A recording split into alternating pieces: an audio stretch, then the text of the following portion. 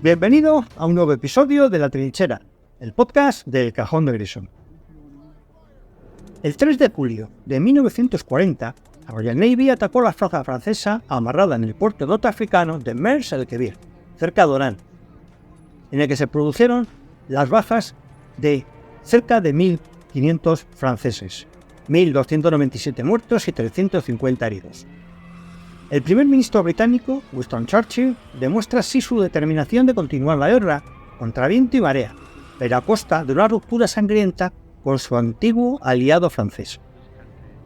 Solos frente a los nazis, tras el armisticio franco-alemán del 22 de junio de 1940, los británicos temían, no sin razón, que la flota francesa, poderosa y de renombre, algún día fuera requisada por los alemanes, incluso si el acuerdo de armisticio preveía el desarme de los buques en su puerto base.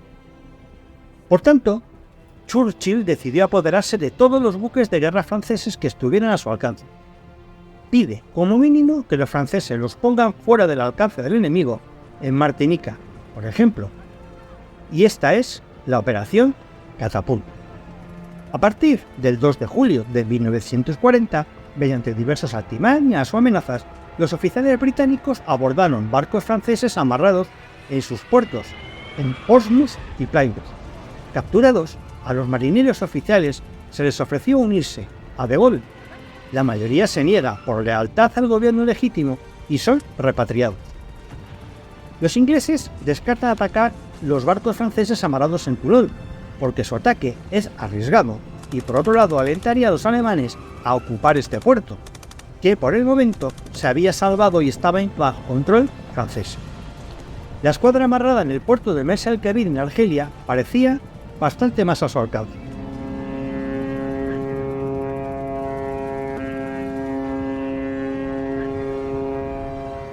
Churchill debe resistir en su propio gabinete de guerra a aquellos que, como Lord Halifax, todavía esperan engatusar a Hitler y convencerle de no atacar a Gran Bretaña o de terminar la guerra. Por lo tanto, el primer ministro ve en el ataque al Mers el-Kebir una doble ventaja. Por un lado, priva a los alemanes de cualquier posibilidad de apoderarse de los barcos y por otro lado, sin duda, creo que más importante a sus ojos, desde luego, romper toda esperanza de acuerdo con Hitler. Y por supuesto, Vichy. Quería demostrar en particular al presidente estadounidense Franklin Delano Roosevelt que estaba decidido a continuar la guerra contra viento y marea, costase lo que costase. Incluso contra su antiguo aliado Francia, si ésta se acercaba a Alemania.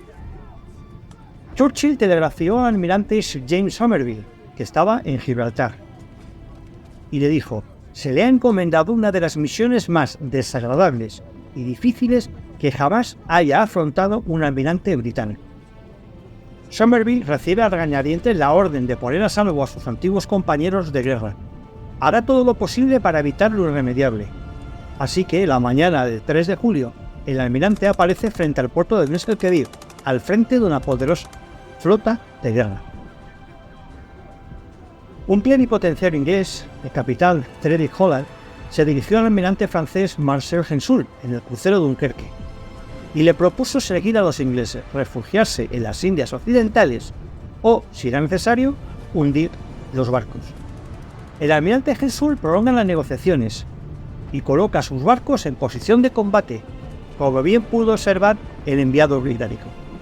Sostiene que un ataque inglés equivaldría a una declaración de guerra.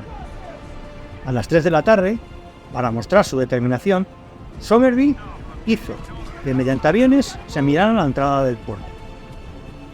Mientras las discusiones se prolongaban, los ingleses reciben un mensaje del almirante Darlan al vicealmirante Gensoul. El jefe de la marina francesa le informa que los escuadrones de Toulon y Argel vienen en su ayuda. A las 5:30 de la tarde, Somerville informó al almirante Gensoul que su ultimátum estaba por expirar. Las negociaciones fueron interrumpidas y el plenipotenciario británico regresó inmediatamente a la flota inglesa, que estaba refugiada detrás del muelle que protegía. Poco después de las 18 horas, los ingleses abrieron fuego contra la escuadra francesa, formada por potentes y prestigiosos cruceros o acorazados como el Dunkerque, el Estrasburgo, el Provenza, el Bretaña, además de 15 torpederos, 6 submarinos y otras naves.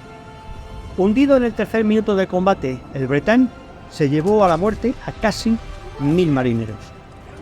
Al cabo de un cuarto de hora, los disparos cesaron, pero los aviones ingleses volvieron a la carga el 6 de julio y dañaron gravemente a Dunkerque.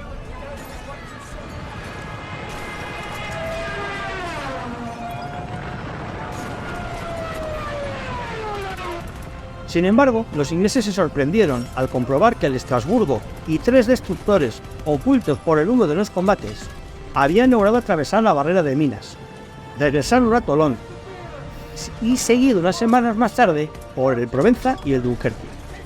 Estos barcos finalmente serían hundidos con el resto de la flota el 27 de noviembre de 1942, esta vez para acabar de escapar de los alemanes.